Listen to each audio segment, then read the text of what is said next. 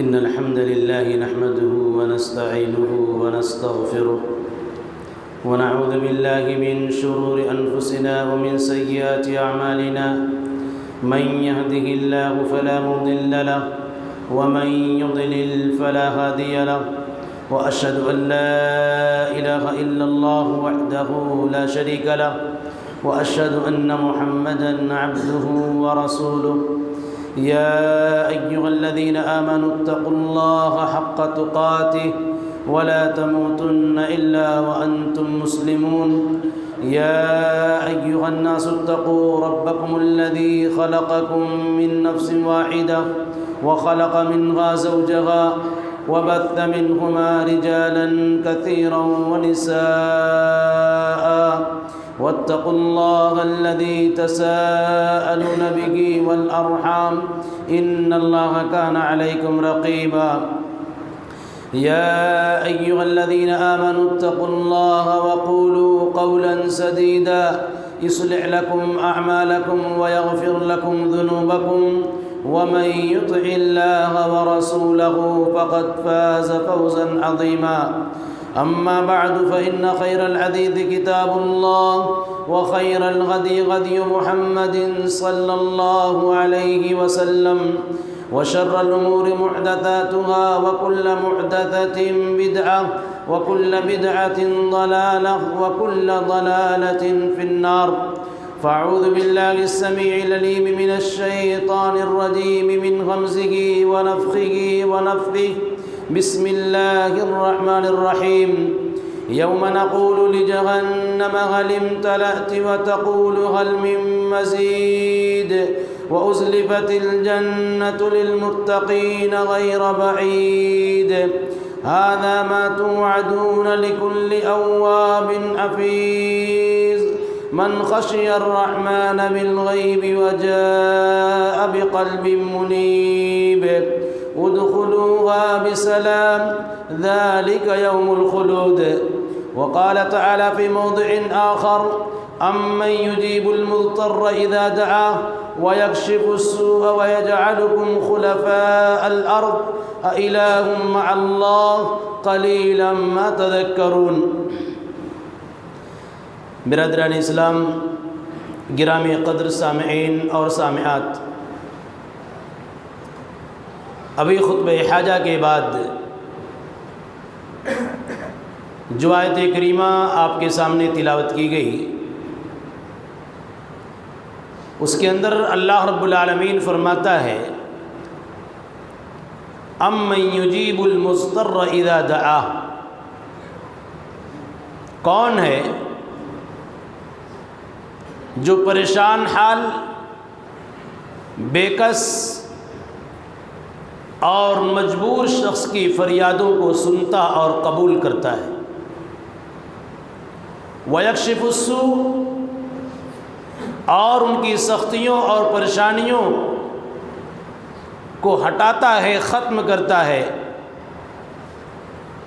وَيَجْعَلُكُمْ خُلَفَاءَ الْأَرْضِ، اور تمہیں زمین کا جانشین اور خلیفہ بناتا ہے، اِلٰہٌ مع اللہ،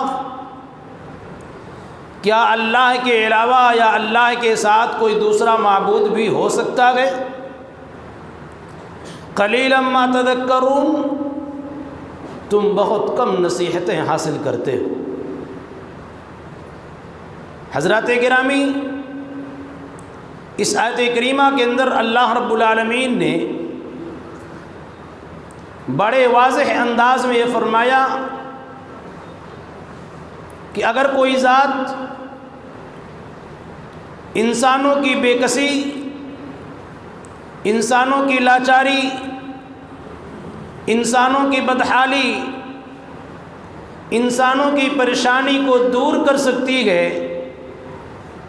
وہ صرف اور صرف اللہ رب العالمین کی ذات گرامی ہے۔ اسی لیے اللہ کے نبی صلی اللہ علیہ وسلم نے فرمایا کہ عاجز الناس من عاجز عن الدعاء، لوگوں میں سب سے زیادہ مجبور،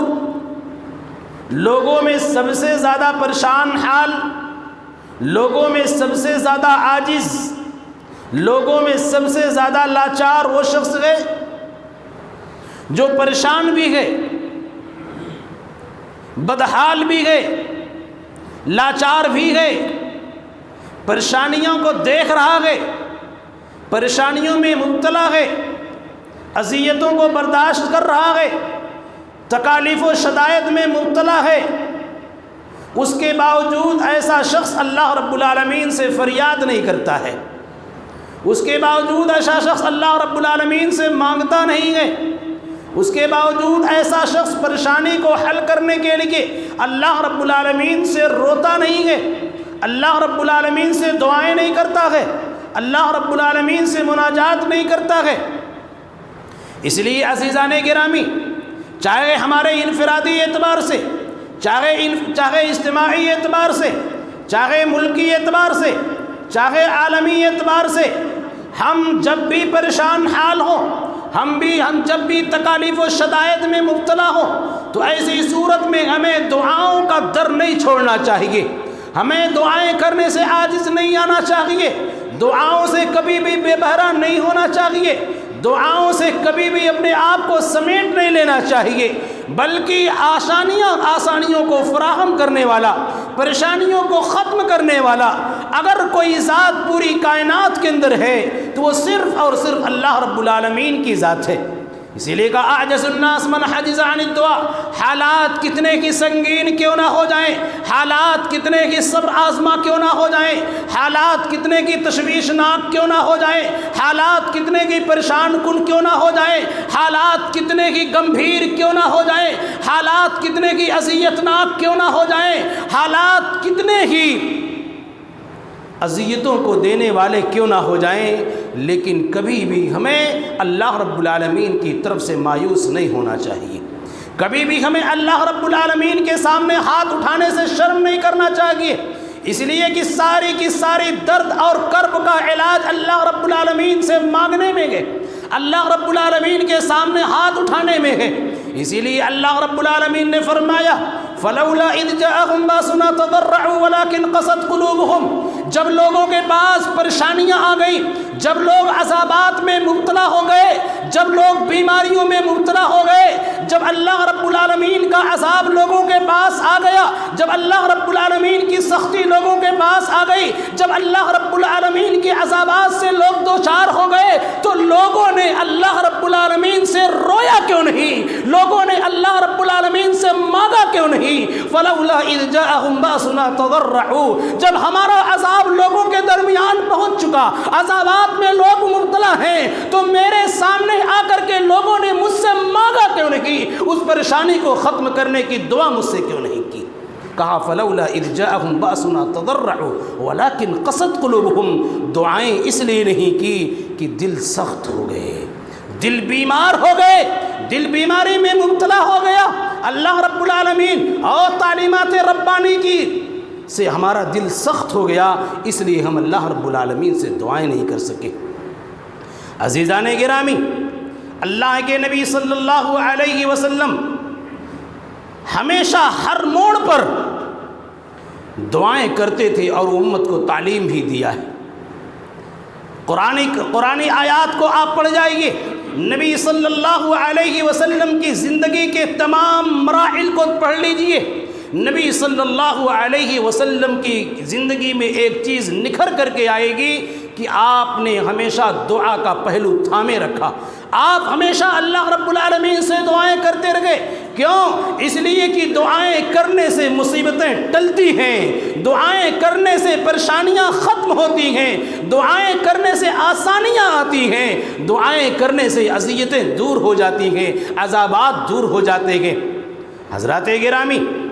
آپ آئیے انبیاء کرام کی زندگی کو دیکھیے۔ نوح علیہ السلام کا واقعہ آپ کے سامنے مفصل موجود ہے۔ نوح علیہ السلام نے 950 سال تک اپنی قوم میں دعوت و تبلیغ کا فریضہ انجام دیا، دعوت توحید کو عام کیا، لیکن نوح علیہ السلام پر ایمان لانے والوں کی تعداد صرف اور صرف 80 تھی۔ صرف اور صرف 80 لوگوں نے ان کی دعوت کو قبول کیا، توحید کے راستے اور ڈگر پر آئے۔ باقی لوگوں نے نوح علیہ السلام کی دعوت کا انکار کر دیا، نوح علیہ السلام سے بیزار ہو گئے۔ بیزار ہی نہیں ہوئے، نوح علیہ السلام کا تمسخر اور مذاق بھی اڑایا۔ نوح علیہ السلام نے ایسے نازک ترین حالات میں، جب قوم ان کی مخالفت کر رہی ہے، جب قوم ان کا مذاق اڑا رہی ہے، جب قوم ان کا استہزاء کر رہی ہے، جب قوم کے لوگ ان کا تمسخر کر رہے ہیں، ایسے نازک ترین اور تشویشناک دور میں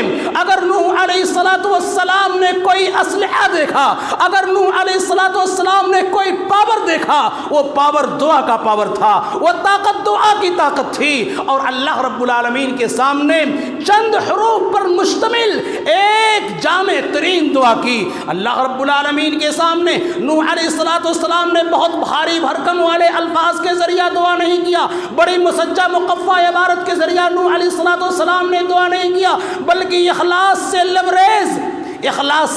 سے لبریز ہو کر کے بڑے ہی خلوص کے ساتھ نوح علیہ السلام نے اللہ رب العالمین سے صرف یہی فریاد کیا، فدعا ربہ انی مغلوب فانتصر۔ الہ العالمین پروردگار، میں اپنی قوم سے تھک چکا ہوں، میں اپنی قوم کے سامنے عاجز آ چکا ہوں، الہ العالمین میں اپنی قوم کے سامنے پریشان ہو چکا ہوں، 950 سال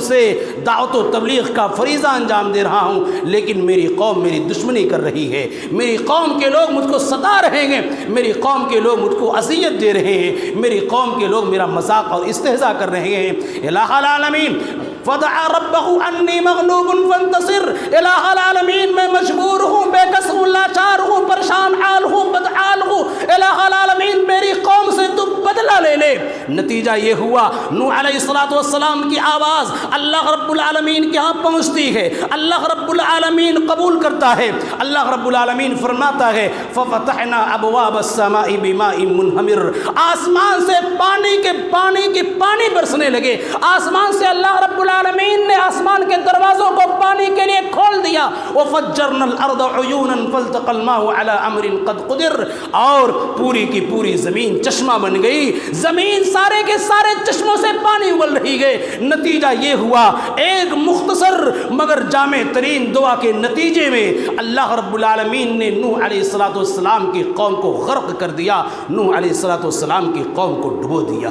حضرات گرامی، موسیٰ علیہ السلام کا معاملہ دیکھیں، موسیٰ علیہ السلام اپنے شہر سے تھکے ہوئے، ہارے ہوئے اور پورے طور سے بھوکے گئے، پریشان حال گئے، کپڑے ان کے جسم پر نہیں، اسی طریقے سے روزی کے لیے حد درجہ پریشان۔ موسیٰ علیہ السلام مدین پہنچتے ہیں، انسانی خدمت کرتے گئے، فسقى لهما ثم تولى الى الظل فقال رب انی لما انزلت الی من خیر فقیر۔ موسیٰ علیہ السلام پریشان حال ہیں، موسیٰ علیہ السلام بھوکے گئے، پیاسے گئے، آب و دانہ سے محتاج گئے، کھایا نہیں، پیا نہیں، ہر طرح سے پریشان حال ہیں۔ ایسے وقت میں، نازک ترین وقت میں، اگر موسیٰ علیہ السلام نے کوئی ذریعہ اپنایا تو دعا کا ذریعہ اپنایا، ایک مختصر سی دعا کیا، رب انی لما انزلت الی من خیر فقیر، پروردگار میں فقیر ہوں، پروردگار میں محتاج ہوں، پروردگار میں لاچار ہوں، پروردگار میں بے بس ہوں، جو کچھ تو نازل کر دے میں اس کا محتاج ہوں، الہ العالمین تو کوئی خیر نازل کر دے، تو کوئی بھلائی نازل کر دے۔ نتیجہ یہ ہوا، اس کے بعد موسیٰ علیہ السلام کی روزی روٹی کا بھی انتظام ہوا، کھانے پینے کا بھی انتظام ہوا، اللہ رب العالمین نے بیوی کا بھی انتظام کر دیا۔ حضرات گرامی، آپ دیکھیں یونس علیہ السلام کا معاملہ، اپنی قوم سے عاجز آ کر کے بے صبری کا مظاہرہ کرتے ہوئے، انبیاء کرام کی دعوت کے مشن کے خلاف، اللہ رب العالمین کے اصول و ضابطے کے خلاف جاتے ہوئے، نوح علیہ السلام اپنی قوم سے عاجز آ کر کے جب بھاگتے ہیں، اور اللہ رب العالمین سزا کے طور پر جب ان کو مچھلی کے پیٹ کے حوالے کرتا ہے، یونس علیہ السلام سمجھ جاتے ہیں کہ اللہ رب العالمین کی طرف سے عذاب ہے، اس لیے میں نے اللہ کے اصول کو توڑا ہے، اللہ کے قانون کو توڑا ہے، اللہ کی اجازت کے بغیر میں اپنی قوم سے بھاگ کر کے آ رہا ہوں، میں اپنی مشن میں ناکام ہو کر کے اور بے صبری کا مظاہرہ کرتے ہوئے میں بھاگ آیا ہوں، اور نتیجے میں اللہ رب العالمین نے مچھلی کے تاریک پیٹ میں مجھے کر دیا ہے۔ ایسے نازک ترین وقت میں یونس علیہ السلام نے دعا کیا تھا لا الہ الا انت سبحانک انی کنت من الظالمین۔ عزیزان گرامی، ہمارے پیارے نبی جناب محمد الرسول اللہ صلی اللہ علیہ وسلم مکہ کی سرزمین پر ستائے جا رہے ہیں۔ مکہ کی سرزمین پر ہر وہ عذاب صحابہ اور نبی صلی اللہ علیہ وسلم کی جسموں پر آزمایا جا رہا ہے، تمام کی تمام پریشانیاں نبی کے ساتھ، صحابہ کرام کے ساتھ آ رہی ہیں۔ اللہ کے نبی صلی اللہ علیہ وسلم ایسے نازک ترین وقت میں عاجز آ کر کے اپنی قوم کے حق میں بد دعا کرتے ہیں، اللہم اعنی علیہم بسبع کسبع یوسف۔ اے اللہ، آج مکہ کے جو کفار ہیں، مکہ کے جو مشرکین ہیں، یہ مجھے ستا رہے ہیں، یہ مجھے تکلیفیں دے رہے ہیں، میرے ساتھیوں کو تکلیفیں دے رہے ہیں۔ الہ العالمین مکہ کے کفار و مشرکین پر ایسے ہی قحط سالی نازل کر دے جس طریقے سے یوسف علیہ السلام کے زمانے میں مصر کے اندر قحط سالی ہوئی تھی۔ نتیجہ یہ ہوا اللہ کے رسول صلی اللہ علیہ وسلم کی یہ دعا آسمان سے ٹکراتی ہے، اللہ رب العالمین مکہ کے کفار و مشرکین پر اتنا خطرناک قحط سالی بھیجتا ہے، وہ چمڑے کھانے پر مجبور ہو جاتے ہیں، انسانی چمڑے، جاندار چمڑے کھانے پر مجبور ہو جاتے ہیں، سوکھے پتے درختوں کے پتے کھانے پر مجبور ہو جاتے ہیں، اور جب اپنی نگاہوں کو آسمان کی طرف اٹھاتے ہیں تو آسمان کی طرف پورا کا پورا دھواں نظر آتا ہے، پورا کا پورا دھواں نظر آتا ہے۔ ایسے وقت میں جب مکہ کے کفار، مکہ کے مشرکین پریشان ہو گئے اس عذاب سے، سفیان جو بھی اسلام نہیں لائے تھے، ابو سفیان جو بھی اسلام نہیں لائے تھے، ابو سفیان کے پاس آئے اور کہا ابو سفیان تم جاؤ محمد کے پاس، تم جاؤ محمد کے پاس، محمد سے سفارش کرو، محمد سے ریکویسٹ کرو، درخواست کرو کہ اس عذاب سے چھٹکارا مل جائے، اس لیے کہ محمد کی بدعا ہمارے اوپر ہے۔ چنانچہ ابو سفیان آئے اور کہا یا محمد جئت تأمرنا بصلۃ الرحم، اے محمد ہمارے درمیان تو صلہ رحمی کی تعلیم دینے کے لیے آیا تھا، صلہ رحمی آپسی قرابت داری، رشتہ داری کا خیال کرانے کے لیے آیا تھا، اس کے رشتے کو مضبوط کرانے کے لیے آیا تھا۔ وَإِنَّ قَوْمَكَ قَدْ هَلَكُوا، اور تیری قوم ہلاک ہو رہی ہے، تیری قوم برباد ہو رہی ہے، اے محمد ادعو اللہ عز وجل، اے محمد تو اپنے پروردگار سے دعا کر دے کہ اس پریشانی کو ٹال دے۔ چنانچہ اللہ کے نبی صلی اللہ علیہ وسلم نے دعا کیا، اس کے بعد پریشانی دور ہوئی۔ عزیزان گرامی، اللہ کے نبی صلی اللہ علیہ وسلم کے صحابہ کرام کے ساتھ جب بھی کوئی دقت آتی، کوئی پریشانی آتی، ایسی صورت میں قنوت نازلہ کا اہتمام کیا کرتے تھے۔ بئر معونہ کے اندر جب دھوکے اور فریب کے ساتھ، فریب کے ساتھ 70 حفاظ کرام کو دھوکے کے ساتھ لے جایا گیا، اور بئر معونہ کی وادی میں پہنچ کر کے 69 صحابہ کرام کو بڑی بے دردی کے ساتھ، بڑی سفاکانہ انداز میں قتل کر دیا گیا اور ان کو شہید کر دیا گیا۔ اللہ کے نبی صلی اللہ علیہ وسلم کو اطلاع ملتی ہے میرے 69 صحابہ کرام کو قتل کر دیا گیا ہے، میرے 69 صحابہ کرام کو شہید کر دیا گیا ہے۔ آپ کو کس قدر تکلیف ہوئی ہوگی، آپ نے وہ درد کیسے سہا ہوگا، آپ نے وہ تکلیف کیسے برداشت کی ہوگی۔ عزیزان گرامی، اللہ کے نبی صلی اللہ علیہ وسلم نے پورے ایک مہینے قنوت نازلہ کا اہتمام کیا تھا ایسے لوگوں کی بربادی کے لیے جنہوں نے 70 صحابہ کرام کو قتل کے گھاٹ اتار دیا تھا۔ عزیزان گرامی، دعا کے اندر جو تاثیر ہوتی ہے، دعا ایک پاور ہے۔ آپ دعا کر کے دیکھیں، رمضان کا مقدس مہینہ چل رہا ہے، رمضان کا مبارک مہینہ چل رہا ہے، ہم کھانے پکانے میں مشغول ہیں، ہم عید کی تیاریوں میں مشغول ہیں، ہم اپنے کاروبار میں مشغول ہیں، ہم اپنی تجارت میں مشغول ہیں۔ تجارت کیجئے، کاروبار کیجئے، مارکیٹنگ کیجئے، لیکن اپنے مقصد سے ہٹنے کی کوشش مت کیجئے، رب سے دور ہونے کی کوشش مت کیجئے، اس لیے کہ رب نے مہمان بھیجا ہے، رب نے ایسا مہمان بھیجا ہے جو مہمان ہم کو عطا کرنے والا ہے، جو مہمان ہم کو کچھ دینے والا ہے۔ مانگو رب سے۔ آج ہندوستانی پیمانے پر آپ دیکھیں مسلمانوں کو کیسے سدوکوب کیا جا رہا ہے، مسلمانوں کے ساتھ موب لنچنگ ہو رہی ہے، مسلمانوں کو قتل کیا جا رہا ہے، اور مسلمانوں کو طرح طرح کی دھمکیاں دی جا رہی ہیں، مسلمانوں کو شدائد و تکالیف سے ہندوستان کے اندر مجبور ہونے پر سے دوچار کیا جا رہا ہے، اور ان کو اذیتناک زندگی جینے پر مجبور کیا جا رہا ہے۔ ہم مست ہیں کہ ابھی ہمارے اوپر پریشانی نہیں آئی، دوسرے مسلمانوں کے اوپر پریشانی ہے۔ عزیزان گرامی، اللہ کا جب عذاب آتا ہے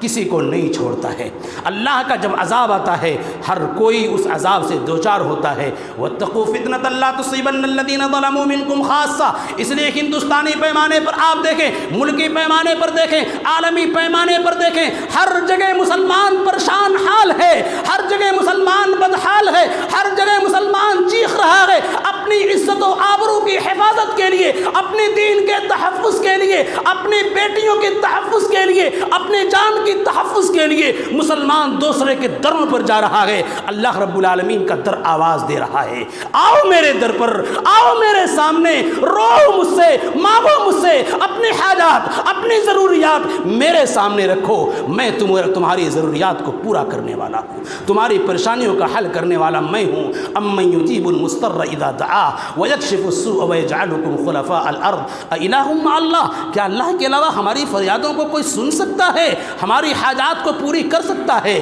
اللہ کے علاوہ کوئی نہیں کر سکتا۔ عزیزان گرامی، اللہ کے نبی صلی اللہ علیہ وسلم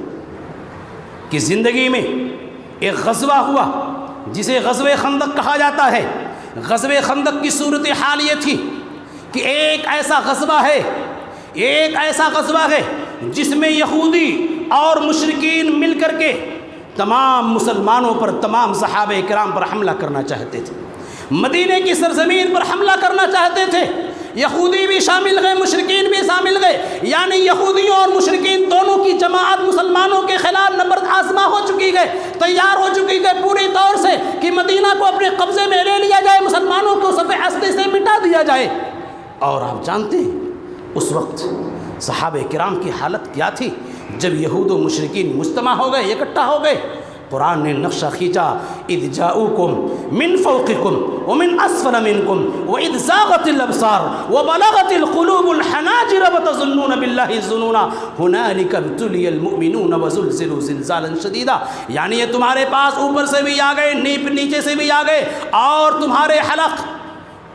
اور وبلغت القلوب الحناجر وتظنون باللہ الظنون، اور تم اللہ رب العالمین کے سلسلے میں غلط طریقے کے خیالات کرنے لگے، طرح طرح کی بدگمانیاں کرنے لگے۔ ہنالک ابتلی المؤمنون، ایسے نازک ترین حالات میں مومنین کو، صحابہ کرام کو ہلا دیا گیا، پورے طور سے جھنجھوڑ دیا گیا، اور صحابہ کرام پورے طور سے خوف میں تھے آخر ہوگا کیا، یہود بھی ہیں، مشرکین بھی ہیں، مسلمانوں پر حملہ کرنا چاہتے گئے۔ اللہ کے نبی صلی اللہ علیہ وسلم نے اپنے صحابہ کرام کی جب اس حالت کو دیکھا کہ میرے صحابہ گھبرائے ہوئے گئے، میرے صحابہ حد درجہ تکلیف میں گئے، حد درجہ گھبرائے ہوئے گئے، اللہ کے نبی صلی اللہ علیہ وسلم نے اپنے ہاتھ کو اٹھایا رب کی طرف اور کہا، اللہم منزل الکتاب، اللہم منزل الکتاب، اے اللہ کتاب کا نازل کرنے والا تو ہی ہے، اے سریع الحساب، اے اللہ حساب لینے والا تو ہی ہے، اے اللہ تو تمام لشکروں کو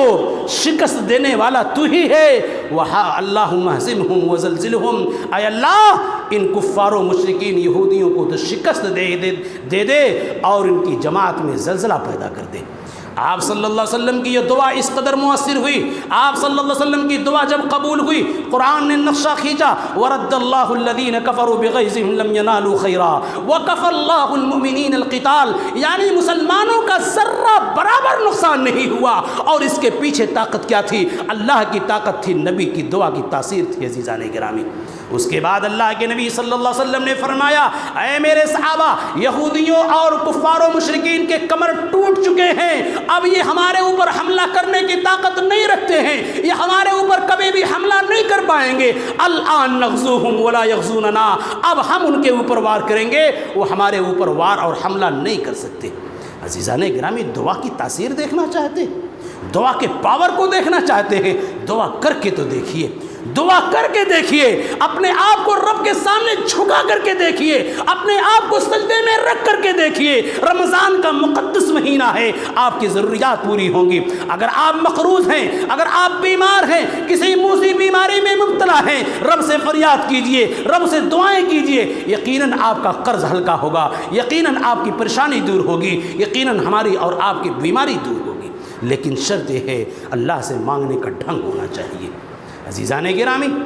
اللہ کے نبی صلی اللہ علیہ وسلم نے اپنی زندگی میں ایران کے بادشاہ خسرو پرویز کے لیٹر لکھا تھا، آپ نے خط لکھا تھا کہ ایمان لے آؤ. نبی صلی اللہ علیہ وسلم مدینے سے خط لکھ رہے ہیں, ایران کے بادشاہ کو خط لکھ رہے ہیں, ایمان لے آؤ, امن کے ساتھ رہو گے, سلامتی کے ساتھ رہو گے. جب خسرو پرویز کو معلوم ہوا کہ محمد کا خط ہمارے پاس آیا ہوا ہے, اس کے وزیر نے بتایا, کہا خط لے کر کے آؤ. ایران کے بادشاہ نے آپ صلی اللہ علیہ وسلم کے خط کو پاتے ہی پھاڑ ڈالا, خط کے ساتھ توہین کر دیا, خط کے ساتھ بے عزتی کیا. آپ صلی اللہ علیہ وسلم کو آ کر کے بتایا گیا کہ اے اللہ کے نبی, ایران کے بادشاہ نے آپ کے خط اور آپ کے لیٹر کے ساتھ توہین کیا ہے. آپ کے خط کو بڑے ہی بے عزتی کے ساتھ پھاڑ دیا ہے, پیروں سے روت دیا اس نے. پھاڑنے کے بعد اللہ کے نبی صلی اللہ علیہ وسلم نے فرمایا, ایک مختصر سی دعا کیا تھا. عزیزان گرامی, ایک مختصر سی دعا اللہ کے نبی نے کیا تھا. اللہ کے نبی نے کہا تھا, مسق رسالتی مسق اللہ ملکہ. اس نے میرے لیٹر کو پھاڑا ہے, اس نے میرے لیٹر کو پھاڑا ہے, میرے خط کو پھاڑا ہے. اے اللہ تو اس کی بادشاہت کو توڑ دے, اس کی بادشاہت کو ختم کر دے. اس دعا کی تاثیر, اس بد دعا کی تاثیر, آپ صلی اللہ علیہ وسلم نے بد دعا کیا. نتیجے میں کیا ہوا, خسرو پرویز کا لڑکا, بادشاہ کا لڑکا رات میں فاوڑا لاتا ہے, فاوڑے سے اپنے باپ کے پیٹ کو پھاڑ ڈالتا ہے, جس کا نام شیروے تھا, بیٹے کا نام. خسرو پرویز کے بیٹے شیروے نے فاوڑے سے اپنے باپ کے بیٹے کو پھاڑ ڈالا, اور پھاڑ ڈالنے کے بعد پورے طور سے اس کا وجود ختم ہو گیا. دعا کی تاثیر جاننا چاہتے ہیں, بد دعا کی تاثیر جاننا چاہتے ہیں. نبی کی لیٹر کے ساتھ توہین ہوئی, نبی نے بد دعا کیا, اللہ اس کی بادشاہت کو ختم کر دے. کچھ دنوں کے بعد اس کی پوری بادشاہت دنیا سے ختم ہو گئی. عزیزان گرامی, دعا کی تاثیر, اللہ پر یقین رکھو, اللہ پر یقین رکھو. جتنا یقین, جتنا ایمان ہم دنیاوی وسائل اور ذرائع پر رکھتے ہیں, اس سے کہیں زیادہ اللہ رب العالمین کی ذات پر ہم کو رکھنی. عزیزان گرامی, ایک صحابی ہیں سعد بن وقاص رضی اللہ تعالیٰ عنہ, اپنے قوم کے امام ہیں, کوفہ کے امام ہیں, اور کوفہ کے لوگوں نے سعد بن ابی وقاص رضی اللہ تعالیٰ عنہ پر الزام لگا دیا کہ نماز اچھی طریقے سے نہیں پڑھاتے ہیں یہ. عمر بن خطاب رضی اللہ تعالیٰ عنہ کو خبر لگی. عمر بن خطاب رضی اللہ تعالیٰ عنہ نے فوراً سعد بن ابی وقاص کو معزول کر دیا, امامت سے ہٹا دیا, اور فوراً عمار رضی اللہ تعالیٰ عنہ کو لوگوں کا امام بنا دیا. اس کے بعد عمر بن خطاب رضی اللہ تعالیٰ عنہ نے تحقیق و تفتیش کے لیے کوفہ کے اندر جتنی مسجدیں تھیں تمام کی تمام مسجدوں میں جا کر کے بھیجا کہ جا کر کے پوچھو سعد بن ابی وقاص رضی اللہ تعالیٰ عنہ کے بارے میں, وہ کیسے ہیں, کیسی نمازیں پڑھاتے ہیں. تمام کوفہ کی تمام مسجدوں میں گئے, ان کے تعلق سے پوچھا گیا. سارے کے سارے لوگوں نے سعد بن ابی وقاص رضی اللہ تعالیٰ عنہ کی تعریف و ستائش کی کہ بہت اچھی نمازیں پڑھاتے ہیں, بڑے اچھے آدمی ہیں. لیکن مسجد بنی عبس میں پہنچتے ہیں, ایک شخص جس کا نام اسامہ بن قتادہ تھا, جس کی کنیت ابو سعدہ تھی. جب اس کے پاس تحقیق کرنے والا پہنچا تو اس نے کہا, جب مجھ سے تم پوچھ ہی رہے ہو تو میں سعد بن ابی وقاص کے بارے میں کہہ ہی دیتا ہوں. کہا, انہ لا یسیر بالسریہ, وہ کبھی غزوہ میں نہیں جاتے ہیں, لوگوں کو تو بھیجتے رہتے ہیں غزوے کے اندر, سریہ کے اندر, لڑائی کے اندر, جنگ کے اندر, لیکن کبھی خود نہیں جاتے ہیں. ولا یقسم بالسویہ, اور جب مال غنیمت تقسیم کرتے ہیں تو برابری کے ساتھ, انصاف کے ساتھ تقسیم نہیں کرتے ہیں. ولا یعدل فی القضیہ, اور ان کے پاس جب کوئی مقدمہ پہنچتا ہے, کوئی معاملہ پہنچتا ہے تو انصاف کے ساتھ فیصلہ نہیں کرتے. یہ 3 الزامات لگائے. سعد بن ابی وقاص رضی اللہ تعالیٰ عنہ کانپنے لگے اور کہا کہ اس نے میرے سلسلے میں یہ الزام لگایا ہے, میں اس کے حق میں 3 بد دعائیں کرتا ہوں, میں اس کے حق میں 3 بد دعائیں کرتا ہوں. سعد بن ابی وقاص رضی اللہ تعالیٰ عنہ نے قسم کھا کر کے کہا, واللہ لا ادعو بثلاث, اللہ کی قسم, اس شخص کے حق میں 3 بد دعائیں دعائیں کر رہا ہوں. پہلی بد دعا کیا اللہم اطل عمرہ، اے اللہ اس کی عمر کو خوب لمبی کر دے. واطل فقرہ، جتنی اس کی عمر لمبی ہوگی اے اللہ اس کی فقیری، اس کی تنگ دستی بھی لمبی کر دے.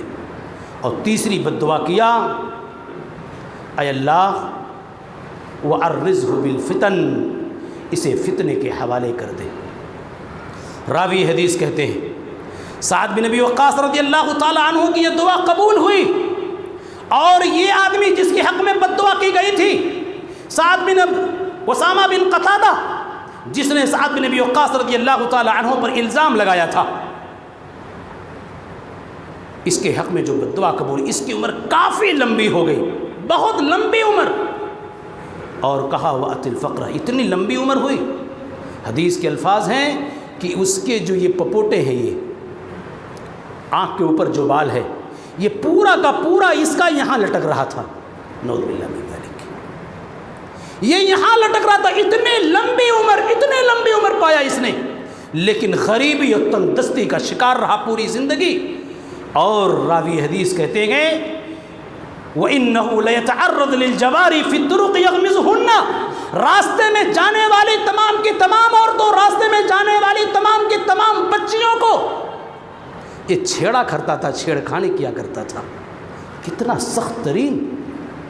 کہ بوڑھا شخص ہے، چلنے کی طاقت نہیں، بولنے کی طاقت نہیں، اور دیکھنے کی طاقت نہیں، لیکن سعد بن ابی وقاص رضی اللہ تعالیٰ عنہ کی بد دعا کا اثر یہ ہوا کہ وہ اس عمر کی اس دہلیز پر بچیوں کے ساتھ چھیڑ خانی کر رہا ہے، فتنے کا شکار ہو گیا. عزیزان گرامی، دعا بد دعا کا اثر دیکھنا چاہتے ہیں؟ آپ دعا کر کے دیکھیں. رمضان کا اتنا مہینہ، اتنے ایام گزر گئے،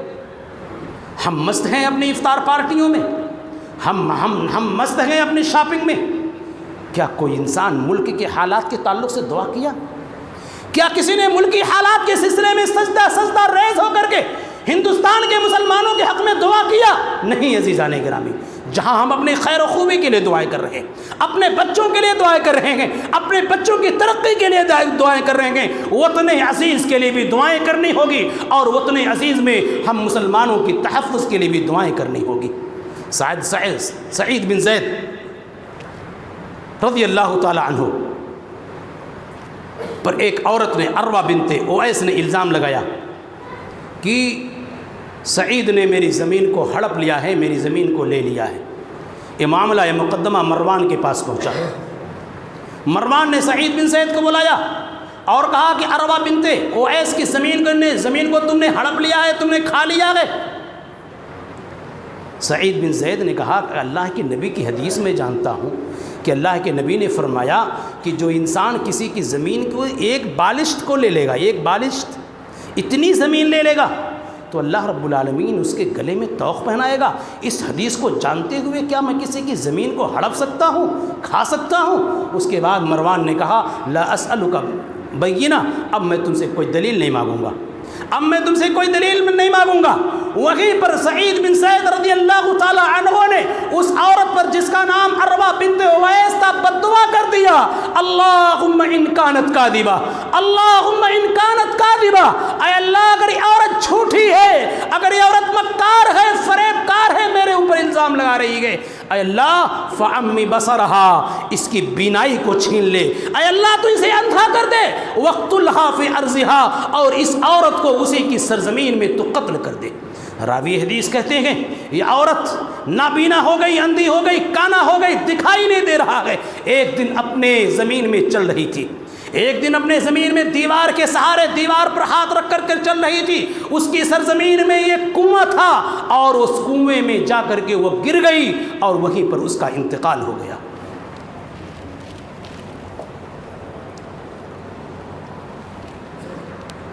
الحمدللہ الذی لم یلد ولم یولد ولم یکن لہ کفوا احد.